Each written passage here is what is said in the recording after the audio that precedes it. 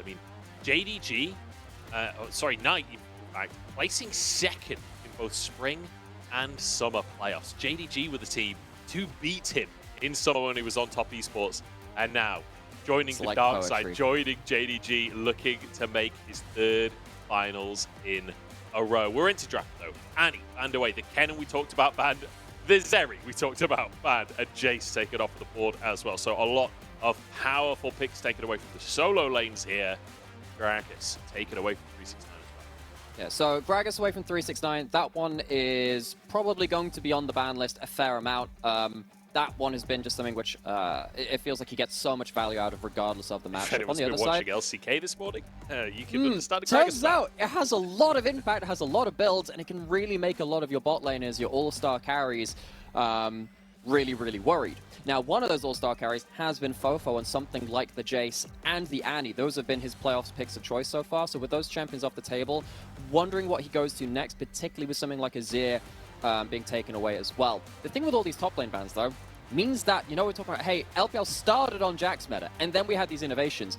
Pretty much all of the champions we've talked about as the Jax answer are currently off the table. 369 will have to find a matchup into this top laner, because we've seen Bin do some pretty disgusting things in the top lane throughout playoffs, for anyone following Billy Gaming's journey. But Ala as well has a chance to put his name up there as one of the very best top laners in the LPL.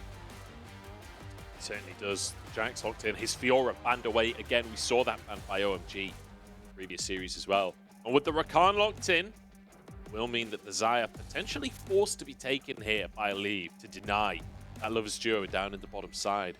Curious whether you go for a support here or a jungler for EDG. Do you value that duo in the bottom side, or do you want to answer this Wukong? Apparently, not even go for the Xayah. It's fair to say, with all the top lane focus, or rather the solo lane focus with the flexibility, I suppose, we have a lot of the priority junglers being let through. We've seen Vi be paired up with a lot of aggressive jungle mid lane picks as well. It allows you to play stuff like Veigar, like Talia, like Ahri as well. Lots of combos to put together with that. So having that piece of your combo set down as the versatile jungler of Vi does make a lot of sense. You're also going to take away that Xayah as well. Does mean that potentially now JDG get a chance to pinch that bot lane pool. Maybe someone like a Nautilus can be banned away. Nautilus and Renata have felt like the Rakan answers of choice. We saw players like On, actually, from BLG, have a lot of priority on Rakan. So a lot of teams have already put in that work to see what do we do against that Rakan if it's going to be so highly prioritized by not just, of course, BLG, of course, all of our teams left in our top bracket of the LPL, but still, I expect the Renata and the Nautilus to be taken away. That's one of them. So Renata gone off the board. See what EDG choose to pinch here. See, mid lane still open and available, but that top lane, you've got your Jax locked in already. Do you want to try and deny something that perhaps could be comfort? Things like the Sion, for example, that have been incredibly strong in the meta, well. Very good for a team fight. Yeah, Gnar. Lots of options of things that you could just take away to make sure 369 doesn't have a comfort. Yeah, so that for me, I love that first ban, because that is not EDG banning that. That is Ala saying, no, let's see what he's got top lane. Let's see if 369's got something for that Jax, because despite 369 having such a great history of kind of top lane performances within the LPL, Ala really is in form right now. And in game one of this series, to see if you can just ban away the Kennen and the Gragas and see if you can get away with your priority picks, that's quite important going later into the series. We haven't seen the Nautilus banned away by JDG. Instead, seeing that Syndra ban, they say, okay, maybe we ban away some of Fofo's comfort champions. He's not played as much of the LeBlanc. He's only played the one game this spring, but it is historically a strong pick for him. And now, yeah, the question is, what does he go to now? Ahri could be an option here for Knight. Certainly good in the mid-jungle 2v2. The LeBlanc and the Syndra, kind of vintage picks for both Knight and Fofo. They love these lane-dominant champions, and I feel like that's a bit of mutual respect there. That as the Syndra was gone, the LeBlanc gets taken off as well. Ahri locked in for Knight, though. We have to see what EDG want to do to answer that, and I'd love to see this from Fofo. Another vintage pick for him. It's always been incredible. On the Akali, certainly does well in the scraps once you pass level 6. It does. You're expecting to get pushed in that sort of matchup. You do have kill threat onto the largely very squishy members of JDG. So thinking about a couple of these dive buddies with the Vi, something like a Talia also wouldn't go amiss. There are options left available, so they kind of leave their mid lane pick open a little bit later. And you say lock in that Lulu, play the Enchanter matchup with the Xayah. It's not the most common support matchup we see with the Xayah, but Mako himself has had a number of very good performances on this pick. And it does give Fofo a bit more time to think about the combination with the Vi. Veigar has been another kind of primary CC into CC combo. It is going to be locked in. This probably means that you're playing very defensively now in JDG's kind of vision control. Because if you do get caught out with a Vi into the Veigar, Wukong, Ahri, they do get 100-0 if they don't play respectfully around that. You need to be very careful not to get caught out by them. Really curious where JDG go with their final pick. Looks like it might be the Scion. Obviously, the classic Jax answers have been back, right? So 369 goes back to the Scion. Kind of a tried and true pick in the current meta. We've got a lot of power coming out from our AD carries and a lot of ability to impact the map here from our mid-jungle 2v2. I mean, Nymera, what's your take on the draft here? Because I feel like this really is a matter of perspective of what picks you value as opposed to what could be an outright better.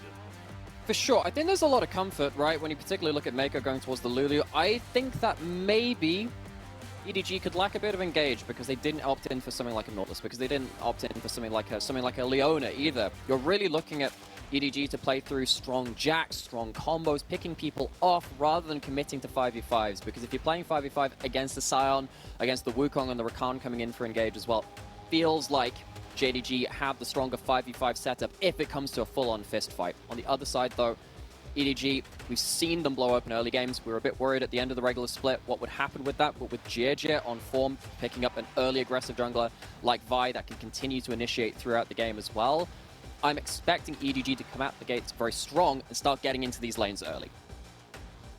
Certainly hope to see that because we've talked about it already. JDG, they will dominate a lane phase. Let them, and if they get that early lead, boy, does this team know how to finish a game good fast. They will not give you a second to breathe.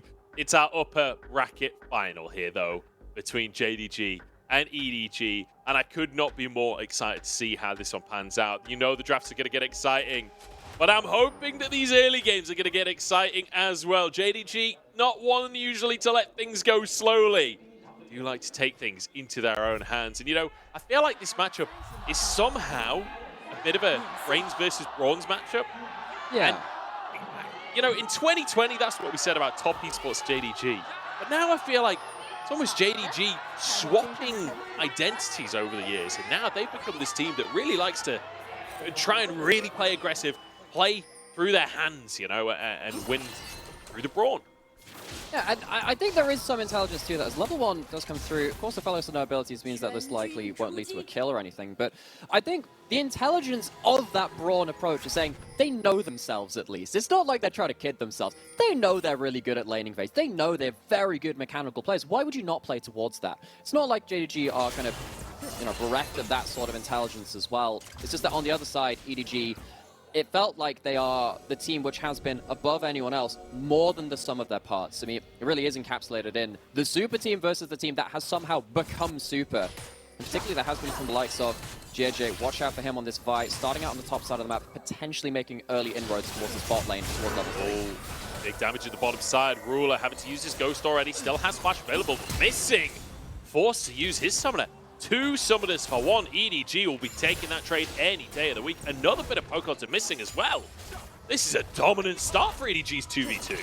It is, and one of the worries we had coming out of JDG's first playoffs match versus DLG was actually what happens when they don't have the Zeri Lulu in laning phase. When they went to their second string of bot lane champions, it felt like the 2v2 was not as stable as potentially it could be. We know how dominant Ruler and Missing absolutely can be on these picks, but Leave and Mako have forged a name for themselves on other picks. Yeah.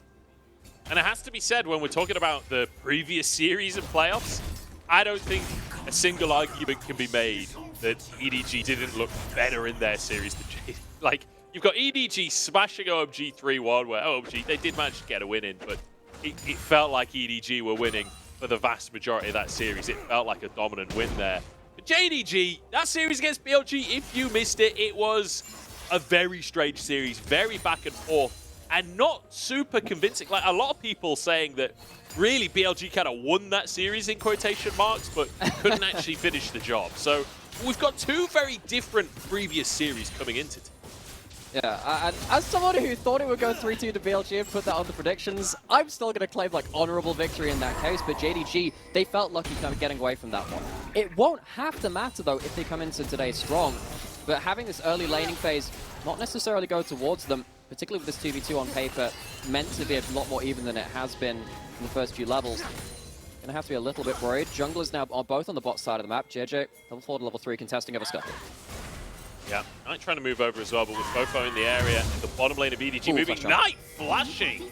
Answered by Fofo, really trying to make things happen here. JJ could look for Kanavi, who gets his Nimbus strike over to the minion wave. Knight, he just used his flash!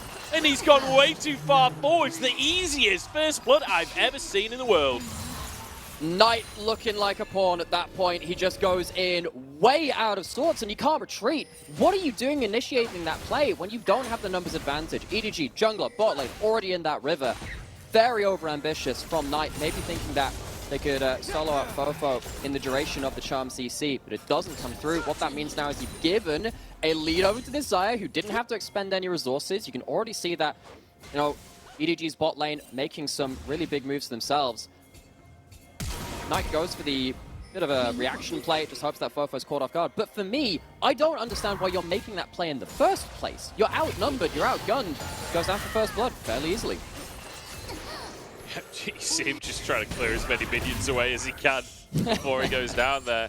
Yeah, very aggressive play coming out from Knight. I mean, look, I like to see that level of proactivity, though. I'm not sure if it would have been possible. Like, even if they find Fofo, can they kill him there? I'm not so sure, but either way, I like to see that proactivity. Kanavi moving into the top side. Ala just trying to trade aggressively here. Has the island to play with, the ward in the tri-brush.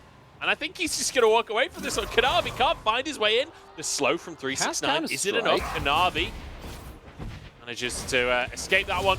Ala jumping over to the minion wave. Well, so ward in the tri-brush really helping out the Jax there. Knowing that if you can just keep his lethal tempo stacked up, you can get away with that. Forcing Sion out of that play. So, we're asking about the early impact of these junglers on the map so far. What we have seen is JJ securing his bot side kind of dominance, capitalizing on that, getting that bot lane scuttle, and then trying to, well, rather securing that first blood for his team by focusing down onto Knight after that point. Kanavi on the other side now has to deal with something that we've not known him to deal particularly well with before. Losing bot lane, not particularly strong in this top side of the map either, and first death in this mid lane. Kanavi has to play with losing lanes. I mean, it's a phenomenal start for EDG. It really is. Like, the first Drake, like you said, winning that scrap of the Scuttle Crab, winning the 2v2 at level 1-2 for EDG as well. It feels like absolutely everything that could be going their way is going their way. And even in the top side, right, like you say, Kanavi trying to make the play happen, but Ala playing around that island.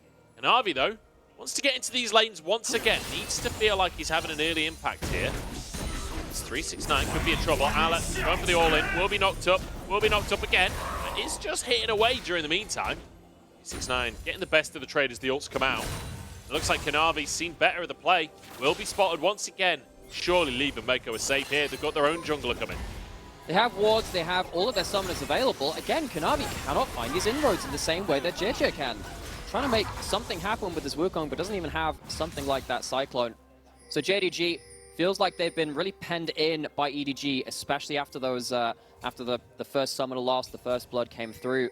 Now waiting for them to really find their own entrance into this game. It might be around something like that Herald coming up in just that minute. See if there's any resets coming through for that, how the supports and AD carries respond to that as well. Let's see. Herald has been a big point of contention just off the back of that tempo that it can get. Gold leads that it can get you in the early game. Like quite often, you see teams that like to win early, going for the Herald over the Dragons.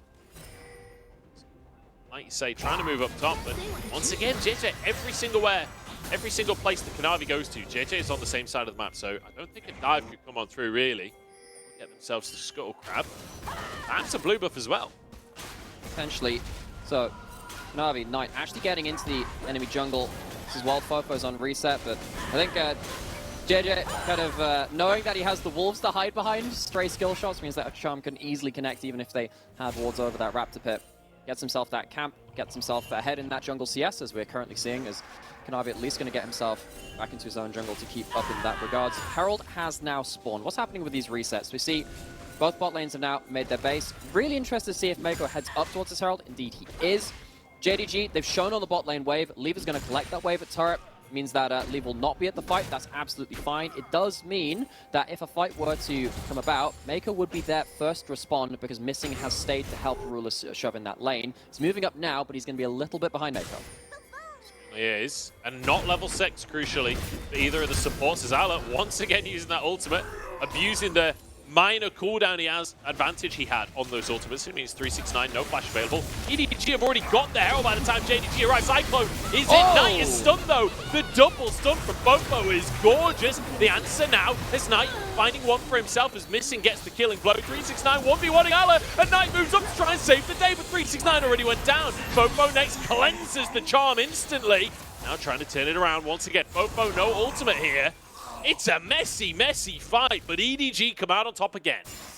Me too. Knight does get a couple of resets through. Makes things a little bit awkward because Ala is very, very low, trying to hold off that Scion. Ala's been very liberal in trying to trade ult for ult against the Scion to make sure that 369 cannot have the larger early game impact which Scion can sometimes have in these team fights. We already noted that Mako was here first. Mako got to this plate, and actually can get into fight, starts polymorphing. You see Ala basically just says, I'm going to take myself out of that fight and make sure that Ala is as well. Problem is, by the time this happens, Missing does arrive to the plate and soaks midline XP, so has the quickness to at least bring something back to JDG. Stops it being as clean for EDG as potentially they would have liked. Yeah, but to be honest, a trade of kills when you're getting the Herald as well. Still going to like how that one's going for EDG. 1,000 gold up now. And a phenomenal early game for the squad. JDG, got to figure out what they want to do now, because you do have this Wukong Ahri. Generally speaking, you want to be trying to find these picks. You want to be scrapping earlier on, but it doesn't feel like that's ever been on the cards for them. It feels like EDG answering everything that Kanavi tries to do. Now, Haversar's potentially a 3v3 brewing. Ultimate's not available for everyone across the board there. EDG, this is something that they've done quite a lot. They don't necessarily always look for fights. Long gone are the days where every LPL team would look for every fight possible. We've calmed down. I feel like we've matured a little bit, Joe. Maybe a little bit. But still, coming into these bot lane plays, EDG, around this bot side of the map, they're just happy to just match man for man at some point and stop JDG making plays for themselves. That means that they can stop JDG getting themselves into the river for free. Second dragon is spawned now. It gives them the ability to stay in the river, go towards this objective. Very easy kind of flow in from stopping JDG playing around the bot side of the map and collecting an objective for themselves. So another great sequence of plays. EDG, super solid start for them. And I feel like a lot of people kind of still have that recent World Championship in their mind for EDG, right, back in 2021. But when you look at 2022, it wasn't the most convincing year for EDG. It feels like this rebuild was necessary for the team. You know, in spring playoffs 2022, only 7th, 8th place. And in summer, they managed to get up to 3rd. They managed to make it to Worlds, but again, only quarterfinals at the World Championship. I feel like that was the final nail for that roster of EDG, the one that won the World Championship. And now, we've talked about it all year long. JJ and Mako being the pieces that this new roster has been built around. Moving down to the bottom side, wants to punish Leave, the player, that rookie. Joined the squad, won NEST with the LDL EDG roster. Now on the... Oh, Mako! That's a cheeky shield to stop the denial of the recall. That was gorgeous. It was. Mako has actually been a very impactful Lulu player. It has felt like Mako has perfected the art of just being annoying on this champion, making your life difficult. The art of playing an Enchanter is not always about the big engages, because of course you're not going to do the same thing as a Nautilus or something like that, but you can play these edge situations and just stop your enemy team getting the advantages they expect them to do. But I think it's very right that you bring up the whole story of rebuild, because it feels like that has been the story of the LPL in general. Ult's trade in the spot side, particularly when you have that Calibrum. The ultimate allows you to get some pretty powerful damage very early on. Leave trading it out to make sure that if the dive does come in, at least you got the HP to play around it. JJ now caught out, Knight's roaming. To dive in the jungle instead. JJ locked up by the end. Crosshair should go down. Kanavi with the kill. And JDG on a positive play. They're looking for a dive at the bottom side as well. Mako zoned by Knight as Leave taken down under the tower. Missing Happy to tank those shots up. It is a clean dive from JDG. It is. After the Dragon was taken a little earlier, EDG did not stop JDG getting bot side vision control into their jungle. They reset after that point. That allowed them to get towards that bot side of the map. Lead might have traded that ultimate earlier to keep himself up in HP, but he doesn't then have the Feather Storm to outplay the dive itself. EDG not quick enough to respond. Going into the replay, see how this came about from JJ's perspective as he's clearing through vision. I think EDG, you know, they know that they've given up bot side vision control. I just don't think they realize that JDG are playing around that very vision at that point. Things get really funky around the ultimates coming through. Night shove back over the wall, but when Ari gets that first kill, of course, you start getting those extra ultimate charges coming through at the same time. Without Vi there to stave off the dive, leave without that ultimate, as we were calling out before, really not able to protect himself. So a good sign from JDG brings them back to even in gold after an early game that we've been praising EDG for. Yeah. We're a minute away from that fateful 15-minute mark. And I just want to quickly mention that JDG, when they're ahead at 15 minutes, 90.9% win rate. But EDG, they've got them beat. Because EDG, during the regular season, did not lose a single game when they were ahead at 15 minutes. And the gold in touching distance as we're just 45 seconds away. Ala absolutely wailing on 369, but he got his plates and he's happy to walk away with it. But he has. Of course, 369 took this matchup into that. Jax has just said, look, you know, I'm going to lose a couple of these extended trades, but at least I can keep up and farm. At least I can get a little bit of value for myself, even though Ala's damage numbers are probably going to look monstrously high after this game is done. Second Herald has spawned. It's going to be EDG heading towards that again. With Kanavi not on the same side of the map, they're not going to be contesting for that one, but they're okay with that. They get themselves a first turret of the game, first turret of the series in that bot side for Ruler on the Aphelios. Good amount of gold for him, especially considering the first level or two, it felt like Ruler and Missing were having some shaky moments in the 2v2, which we've known them to have away from that Zeri. This is a good stabilizing influence for them to get Ruler towards his Imperious team fighting. Yeah, and that's one thing that hasn't fallen off for Ruler is when you get to the late game, the team fighting is immaculate. Has his Mythic online, sees recalled, got a BF sword as well.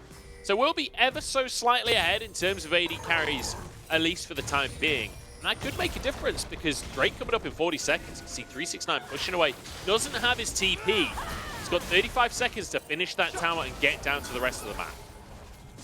And suddenly, JDG brush that bot side turret, get a couple of demolished procs in a row towards top side as well.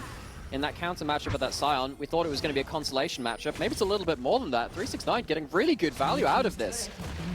That means that JDG now have opened up the sides of the map. This might be in cost for that soul point. That would be the danger. So they really need to start sticking the landing on this point. How are they setting up for this objective? They're teleported in Ari, got themselves as much gold spent as they possibly can. Got a stopwatch for this fight on the Ari as well. Maybe that'll help Knight try and initiate dash forward with the Everfrost, get some big CC. Here comes the Scion. Leaves in trouble. He needs to leave, but he's knocked up and will be taken out.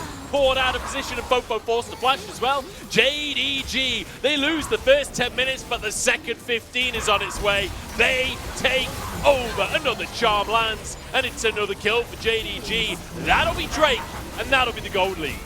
And despite everything we talked about with EDG setting themselves up for success in the first few minutes of the game, it has not come through in the very important last couple of minutes. JDG, they call EDG's bluff around that bot side, they take them apart around that dragon, and now they find themselves in a gold lead. They stop the dragon stacking. JDG, we're talking about that important timestamp for them to try and hit that lead at 15 minutes. They're very much at that point now, and a lot of it is from Leave, the rookie AD carry, this crazy blowout split from this AD carry. Has an awkward moment in that fight. Just gets picked off. Doesn't have that flash to save himself at that point. Leaves the rest of the team in a real lurch. He had his Gale Force. I would have said surely path down, Gale Force away from the side. Go into your jungle. Either way, yeah. The Feather Storm, not enough to save him on this one. And it does, you know, you always have to bring up the question of rookie split. He's in the upper bracket final. How much pressure can he deal with?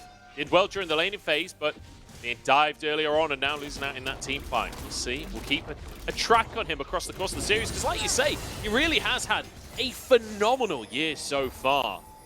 And it would be out of character for him to have a rough series. I don't think we've seen occasionally him not have the greatest game, but like it's few and far between. We've never seen it for a full series.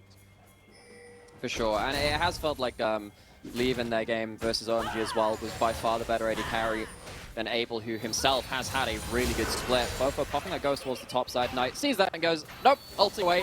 He's already got himself a fair amount of cooldown reduction between Ionian Boots and then the Everfrost. Doesn't want to risk those Dark Steel stacks he's built up as well. Got 6 of them on the table. See if Knight can snowball this game with those in mind. We're into a very different phase of the game now, because just kind of quickly recapping what has happened, particularly because just before that last Dragon fight, JDG, they took the top lane and the bot lane out to turrets basically simultaneously. We're now playing around wider side lanes. It means that EDG, if they want to control these side lanes, they've got to move multiple people to one side of the map. You can see that Veigar's pushing in. That means that the Vi has to be there. That means that Meiko potentially has to be hanging out there as well, which means that JDG needs to be aware of where EDG are moving members around the map, but it is quite telegraphed from EDG when they've put someone like this Veigar in a side lane. It certainly is. I will say, Knight, you know, 3-1-3.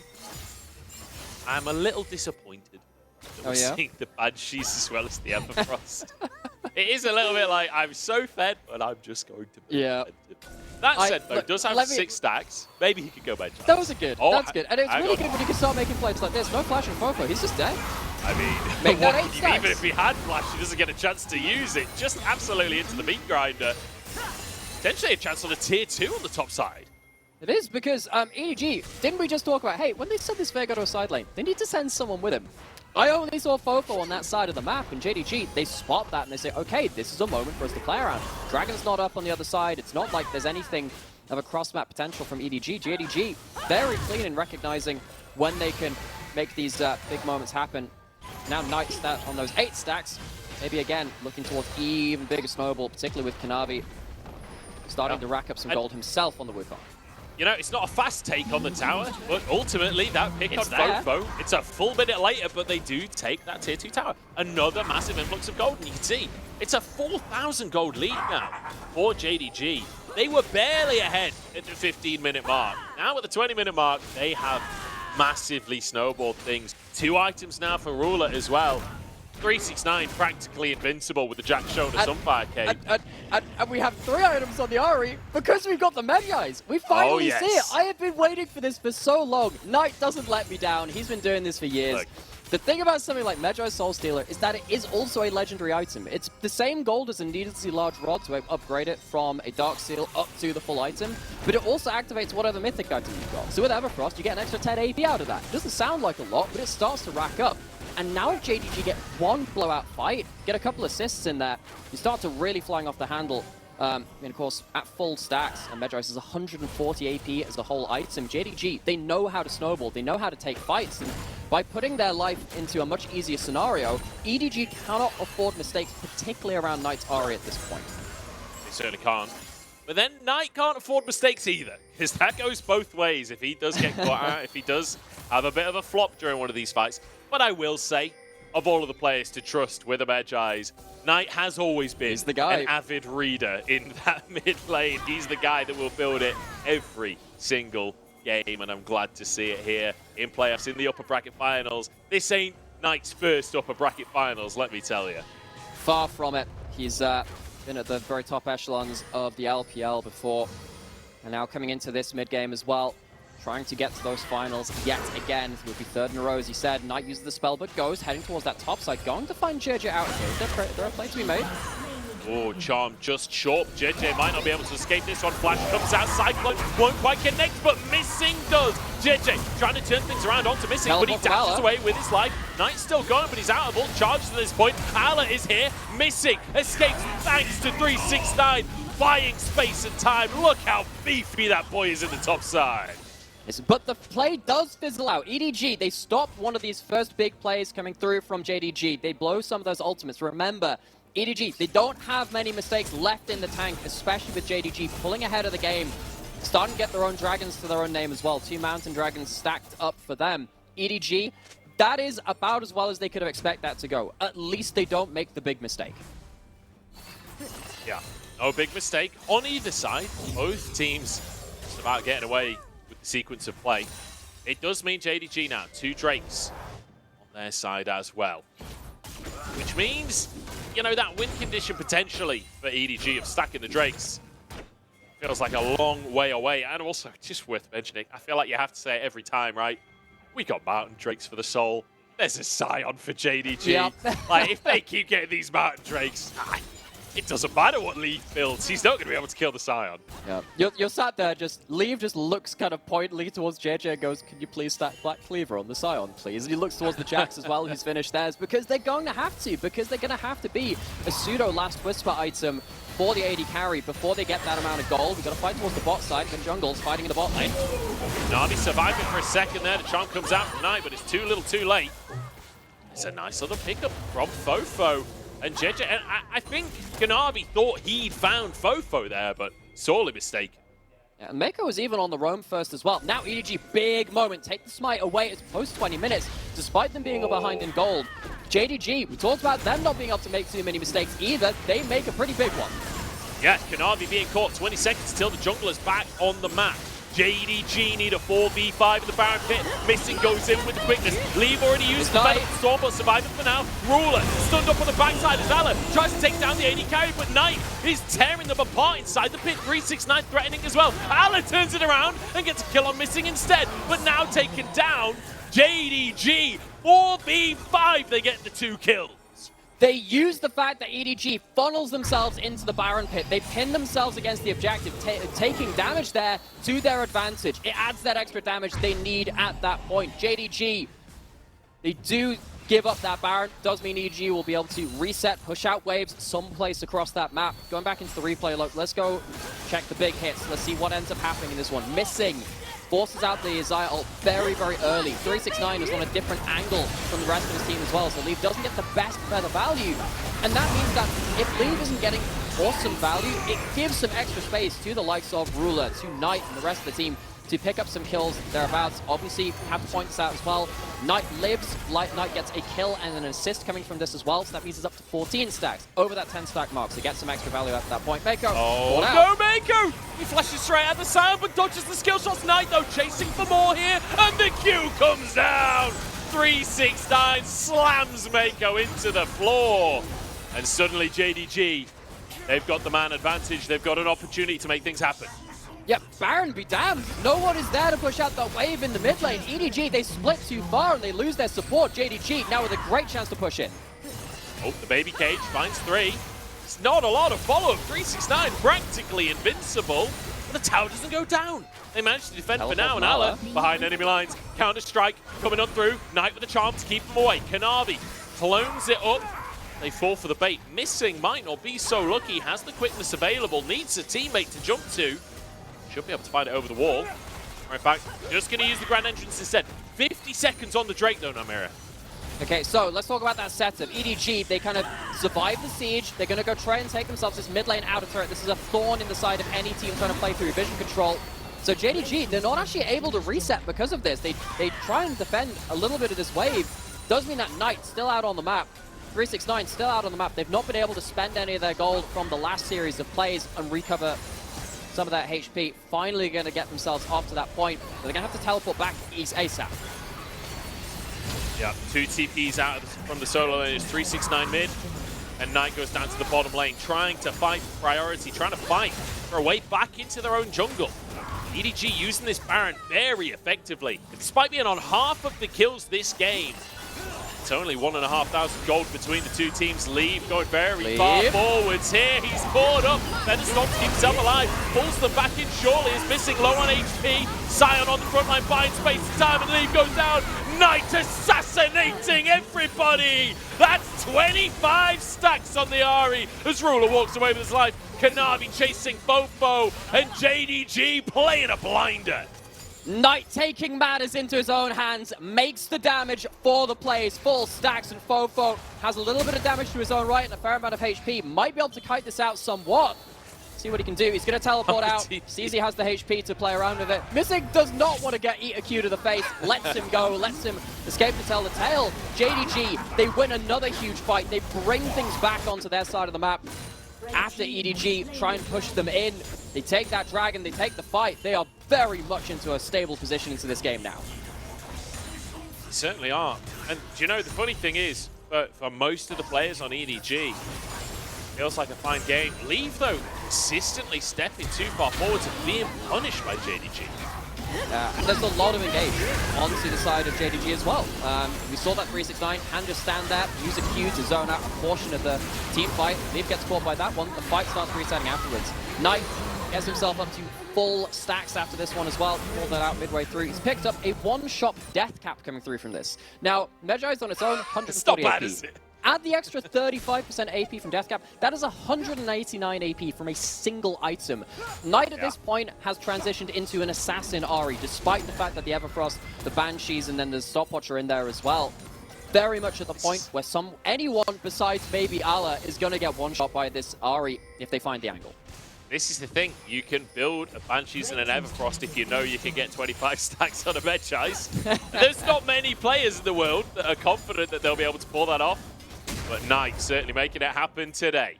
It's only a 3,000 gold lead, though, for JDG, but it feels like a lot more, especially with the 3 Mountain Drakes in pocket. Almost 30 minutes on the clock. JDG maintaining this lead, pushing for more, taking down the final tier 2 on the map. The only thing remaining is cracking the base. Baron's coming up in just a minute for exactly that purpose. So, EDG, I mean, despite just kind of talking about JDG and their victories in the last minute or so, EDG did put them into a bit of an awkward scenario. It did feel like JDG, they tried to, after they caught Mako in that mid lane, EDG, they survived the siege and managed to keep JDG out on the map. That's kind of the brains part of this equation. We've talked about the brains versus the brawn. EDG, they've tried to force JDG to play away from their advantages, play before they can reset, play before they've spent their gold. Right now, you're looking for another one of those situations again. What can they do to stop JDG having full advantage? That will start with a lot of vision control. We'll start with trying to get in towards these objectives first, if they can do so, and pick around the Veigar cage. Stop 369 being in position for someone else. You see that missing. Squad out on the side. Oh, Allah in the wrong place here.